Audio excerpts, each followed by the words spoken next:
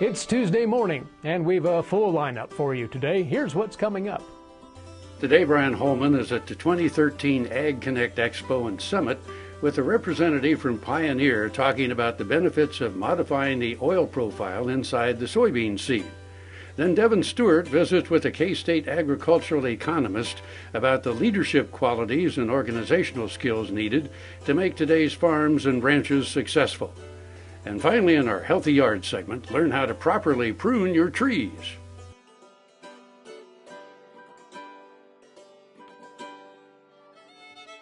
Closed captioning brought to you by Kansas Soybean Commission. The Soybean Checkoff Progress, powered by Kansas farmers. This segment brought to you by the Kansas Soybean Commission. The Soybean Checkoff Progress, powered by Kansas farmers. Thanks for staying with us this morning. We're at the 2013 Ag Connect event going on in Kansas City, and we're joined by David with Pioneer. Thank you for joining us. Thanks for having me being here. Take the oil out of your hand there for a second. Hey, and I just happened to kind of stumble on you. I was walking by, I smelled something fantastic, and of course you guys know me, I like to eat. So we were talking about soybean oil and maybe some of the things that Pioneer's doing to help soybean farmers market that oil. Well, definitely. And just to give you a little background, the reason why we really came up with this trait is because back in 2007, the FDA mandated that there has to be trans fat labeling on the food nutrition panel for food. And that meant that a lot of hydrogenated oils were now being displaced with regular liquid oil. The problem with commodity soybean oil is that it's just not stable enough for a lot of restaurant trade or food manufacturing. So since 2007, we have lost about 4 billion pounds a year of soybean oil going into the edible market that we used to have as hydrogenated products. So we needed an answer to that problem. That's roughly about 8 million acres less of demand for the oil. So what we did is basically modify the oil profile inside that soybean. Doesn't create any problem as far as for growing it. We're putting in our most elite germplasm, so it's going to yield the same as regular soybeans for the grower. Also for the processor, it's going to process, the protein is going to be the same. All we did was beef up that oil. So now we have an oil that is more healthy, but also more heat stable. It's got the same amount of monounsaturated fat, 75% as olive oil. It's got 20% less saturates. And so what that means, it's not only heart healthy, but it's also a more heat stable oil. So if I'm a restaurant, it's going to mean that I can use it in my deep fryer and get 3 times the fry life that I would normally have gotten with commodity soybean oil. And some of those oils that they had used in the past, because of the heat temperature that they could cook at, is that this oil now available to do that? Right. We are just in the process of ramping up. In fact, this year we have 4 programs with our processing partners throughout Indiana, Ohio, and even on the eastern shore of Maryland. And we will be expanding our footprint as we integrate this trait into more of our varieties. Just a little on that, this is a major event for the soybean industry. And the United Soybean Board, back in December, elected to target a significant amount of funds, $60 million over the next 5 years, to get this trait integrated into soybeans. They have a target that in the future they would like to have high oleic soybeans available in enough soybean varieties to cover 80% of the soybeans grown in the United States. So we're seeing the industry really get behind this, and it really is. There's benefit to the farmer because it's going to mean more end-use demand, which is going to mean higher prices for his soybeans. It's going to give the end user what they want, a more stable oil. And so it's a win-win, and for the first time, this is the first biotech soybean where there's direct consumer benefits. It's not about adding herbicide or pesticide resistance, but basically it's a healthier oil for the consumer. So it's a little better story for what biotech can do for the consumer. And we talk all the time on the show about every other row of soybean being exported, so this may open up the door for that. We're going to take a quick break, and when we come back, we're going to finish up with David at the 2013 Ag Connect Expo here in Kansas City. We'll see you in a minute. Ag AM in Kansas is brought to you in part by SureCrop, liquid crop nutrition delivered right to your farm. The Kansas State University College of Veterinary Medicine is a leader in food animal research and education. Our researchers are constantly expanding the knowledge of animal health and food safety. Through the Veterinary Health Center and the Kansas State Veterinary Diagnostic Lab, we provide practical services for animal producers. Home of the Beef Cattle Institute, the college is committed to animal welfare training and research. The Kansas State University College of Veterinary Medicine, knowledge and service for the future of animal production. American innovation is being driven in places you might not expect by people like Brent Hayek, an Oklahoma family farmer, who recently set a world land speed record in a Ford Super Duty pickup truck powered by renewable B20 biodiesel. Advanced performance is here, now, putting America on the fast track to more jobs and energy independence. Biodiesel, America's advanced biofuel. Purple Wave is a proud supporter of the Kansas FFA through the Bid for Blue program. Purple Wave donates a portion of the proceeds earned on certain ag assets to the Kansas FFA. Winning bidders can designate a Kansas chapter to receive the donation. To date, Purple Wave is proud to have donated over $10,000. Visit purplewave.com to learn more and to place bids on Bid for Blue assets. Purple Wave Auction. Straight, simple, sold. Soil is the life of a farm, and for 25 years, SureCrop Liquid Crop Nutrition has helped growers produce abundant quality crops while preserving and improving the soils they steward. SureCrop offers complete soil and plant analysis with cropping recommendations, delivery direct to your on-farm storage, and quality crop nutrition custom blended for your field. Choose SureCrop for the assurance of excellence for your soil. Call today or visit their website for more information. This segment is brought to you by the Kansas Association of Wheat Growers and the Kansas Wheat Commission.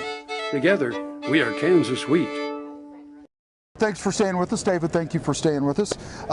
In the first segment, you were talking about trait, and I just want to clarify something here. So, trait, are we talking bean trait, or are we talking at crush trait? No, we're actually back in that soybean. Basically, DuPont Pioneer actually created the event in the germ plasm of that soybean. So we introduced a new trait in the DNA. And so basically we stopped and we basically turned off an enzyme in that bean plant that basically in the lipid pathway stopped basically forming polyunsaturated fats. Okay. So it's all in the soybean. It has nothing to do with how the bean is processed or then the oil refined. It's basically, it's all in the power of that bean. And I think that's a good point to bring up to consumers who watch the show, is that we're not tinkering with food. We're not adding or taking away anything. It starts in the ground. It starts in the ground, and basically it's giving you a soybean oil that is 20% less saturated fat. And as I said, it's got the same amount, 75% monounsaturated fat, the same amount that's in olive oil. So it's a very heart-healthy oil as well. When farmer puts his bean in the ground, yield the same. Okay, I was getting ready to say. I was going to say. Pioneer, it's all about right product, right acre. Right. And we know that basically for the farmer to want to grow it, we've got to deliver on yield. Mm-hmm. So we are introducing this trait in our most elite soybean germplasm. So it's going to be yielding at par to our top soybean varieties. So he's going to have the yield that he needs. It's going to be a healthier oil from that soybean that the end user wants. And so it's going to also add more downstream demand for the processor refiners. Do you see it at a point in time, David, where it'll come up as people will pay different prices for different beans? Well, it could be where, you could almost say that this is a better bean. We like to call it the reinvention of soybean oil. And so it could be the point where you see regular commodity beans starting to be discounted because there is so much more power in this. We've been talking food, but the other benefit of this oil is that because the same heat stability is also great in the industrial segment. So because of the high heat stability, you can take that oil and basically replace mineral oil in an electric transformer. We can look at developing hydraulic fluids, looking at various greases, motor oils, even in tire reformulations. So not only is there food demand, but there's also in the oleochemical demand as well, because it's a renewable, it's sustainable, and so there's a great story to be told on how can we replace petrochemicals. And I think that's a good point. We bring up all the time of some of the work that we've done through the Kansas Soybean Commission is that, you know, you look at Kansas State's turf. Sure. You know, that's got a new soybean backing on that. Some of the foams that are being made and utilized in cars nowadays is being made with soybeans. It's a magical bean. Well, it is. I mean, basically you have that oil triglyceride, and from that, you know, an oleochemical company can make various polymers, various polyols, which then goes into soy foam or goes into lubricants. You can obviously go through another transformation and make it into a biofuel, or for cooking applications. Right. So or it really cattle is, feed or chicken feed well, or we whatever. like to always say it's the magical bean. It is the magical bean. David, thank you for your time. It's Thank you very so nice much. to meet you. Ag AM in Kansas is brought to you in part by Kansas Pork Association, assisting producers and informing consumers. Dr. Dan here. Whether I'm driving up and down the roads covering the state of Kansas or I'm getting between Riley and Manhattan for my job, I'm driving a Ford truck. I'd like you to come out and visit my friends here at Dick Edwards Ford. They have a truck that'll suit your needs, whether you're looking for power with a Power Stroke diesel, or if you're looking for fuel efficiency with the new EcoBoost engine, they got a truck that's just right for you. They're located 2 miles east of the Town Center Mall in Manhattan, Kansas, and they'll bend over backwards to help you. And I'll see you down the road.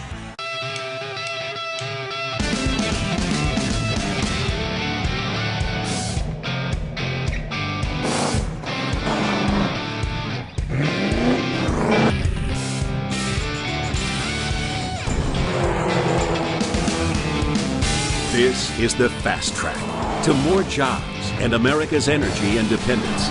Advanced performance is here now. Biodiesel, America's advanced biofuel. The Kansas State University College of Veterinary Medicine is a leader in food animal research and education.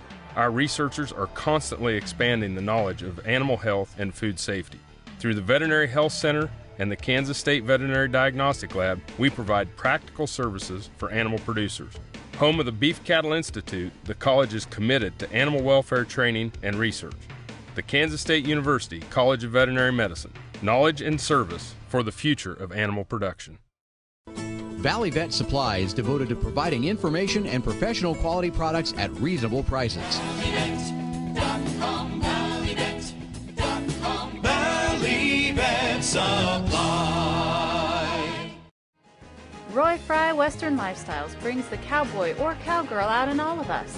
With a huge selection of must-have items, it doesn't matter if you're shopping for your horse, picking up some Western accessories to add that rustic charm to your home, or simply treating yourself.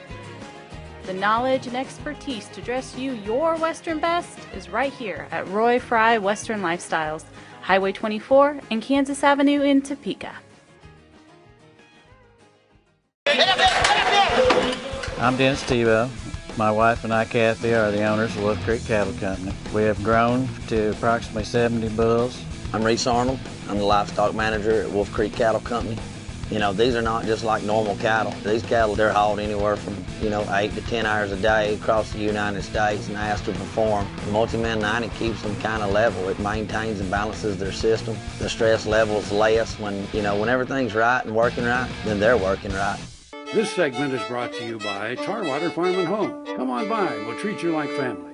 A K-State agricultural economist had the opportunity to speak at the 2013 Women Managing the Farm Conference hosted in Manhattan, Kansas.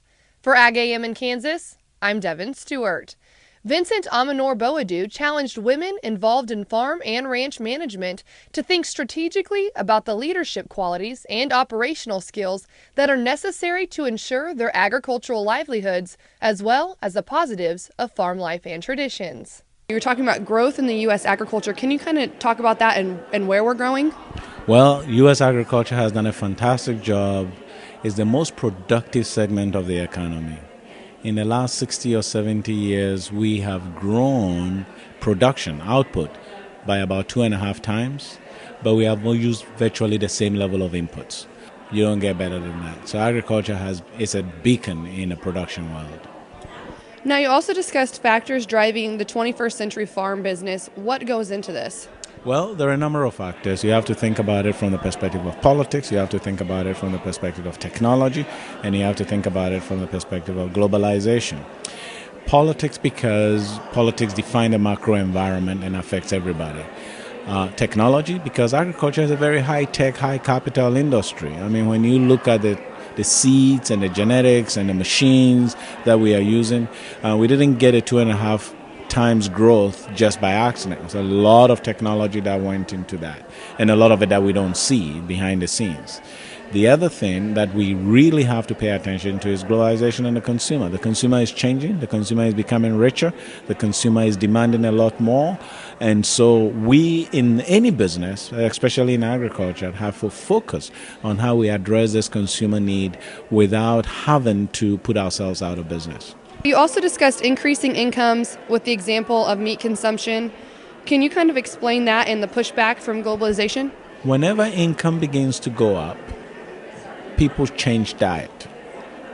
And the data is telling us that when people hit about $5,000 per capita, protein consumption goes up significantly because all of a sudden they can afford it. The pushback comes from resource utilization. So it takes a lot more grain to generate the same quantity of meat that somebody will eat instead of the grain that they will eat normally to get full. So there are people who are going to come out and say this is not sustainable, or all the things that people argue against. But that's also an opportunity for us, because now we can meet those needs. Those people who don't want, for example, to eat meat, we can sell them very expensive grain. The people who don't want to participate in the trend and step out are those who are also more able and more willing to spend money on the things that they believe in. And what we have to do is to focus on addressing those consumer needs instead of fighting them. You also talked about the skills that are needed for a 21st century farm business. Can you go through those skills? And then I also want to touch on a couple of them. Yeah, there are 3 main skills that we have to develop. We have to be creative, we have to build leadership, and we have to be agile. And that's just because of the environment in which we find ourselves. When you talked about agility, you talked about China having a higher and faster turnaround rate with product. How will this affect the U.S.? Well, if we don't move, and that's the metaphor I was talking about, we are so far ahead of the rest of the world in agricultural productivity that sometimes we feel like nobody is catching up.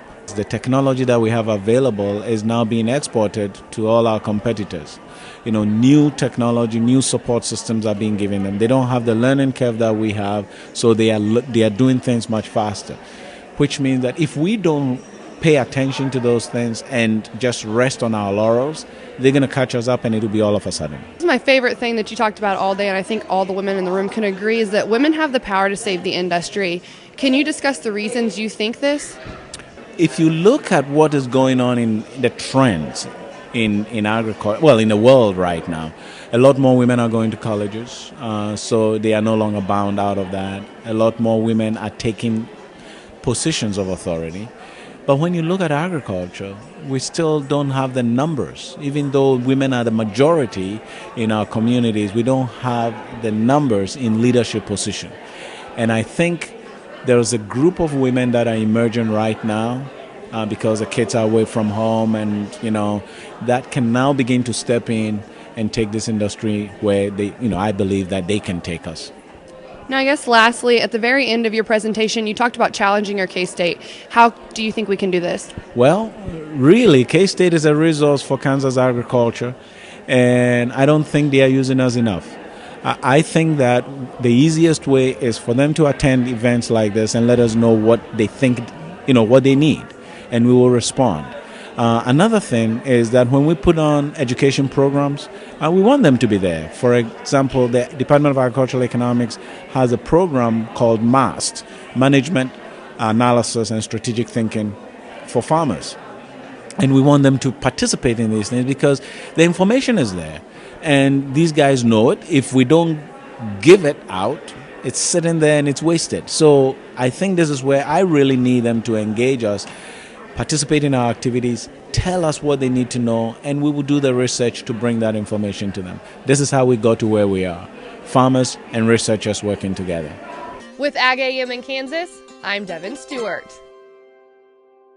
This segment is brought to you by Tarwater Farm and Home. Come on by, we'll treat you like family. We've been here for 42 years now. We run around 2,500 cows. I bought a couple loads of cattle out of cows, black cows out of California. I noticed these cows are kind of a off-color, rusty color. We're going to be processing these cows in the next few days, and at that time I will inject Multimin into them to help take care of their copper deficiency. I would recommend Multimin to any cowman, and it's been effective. Purple Wave is a proud supporter of the Kansas FFA through the Bid for Blue program. Purple Wave donates a portion of the proceeds earned on certain ag assets to the Kansas FFA. Winning bidders can designate a Kansas chapter to receive the donation. To date, Purple Wave is proud to have donated over $10,000. Visit purplewave.com to learn more and to place bids on Bid for Blue assets. Purple Wave Auction. Straight, simple, sold. Soil is the life of a farm, and for 25 years, SureCrop Liquid Crop Nutrition has helped growers produce abundant quality crops while preserving and improving the soils they steward. SureCrop offers complete soil and plant analysis with cropping recommendations, delivery direct to your on-farm storage, and quality crop nutrition custom blended for your field. Choose SureCrop for the assurance of excellence for your soil. Call today or visit their website for more information.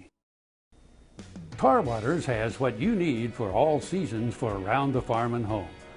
Working, hunting, growing, feeding, snow removal, even fun for the kids. And a service department with experienced techs to help keep your equipment in top running condition. Tarwaters has a huge selection and the best prices. Tarwater Farm and Home, family owned and operated since 1978. They have what you need. The Kansas State University College of Veterinary Medicine is a leader in food animal research and education. Our researchers are constantly expanding the knowledge of animal health and food safety. Through the Veterinary Health Center and the Kansas State Veterinary Diagnostic Lab, we provide practical services for animal producers. Home of the Beef Cattle Institute, the college is committed to animal welfare training and research. The Kansas State University College of Veterinary Medicine, knowledge and service for the future of animal production.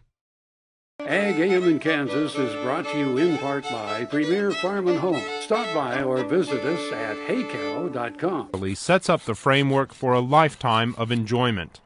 For a large shade tree like this bur oak, the rule of thumb is the first branches should start about 7 feet high off the ground. That means all this material here, all these branches are actually temporary branches. Now we don't want to get in a hurry and remove them all the same year. Actually, 2 years ago we removed 3 or 4 of these lower branches, and now we'll remove these other 3 branches this year. So you gradually raise the crown of the tree. This allows you to get under it for mowing and maintenance. This is a folding pruning saw. It works excellent on branches from about a 1/2 inch to 3 inches in diameter. It has a narrow curved blade, so you can easily reach into the crown of a tree and just take off the one branch you want to remove. This is a temporary branch we're going to remove today. See a little bit of a ridge of flaky bark set up between the trunk and the branch. That's one point you look for. Then on the base of the branch, there's usually a little swelling called the branch collar. And what you're trying to do is remove that branch just outside the branch bark ridge and the branch collar. So basically removing all of the branch tissue and leaving the trunk tissue intact.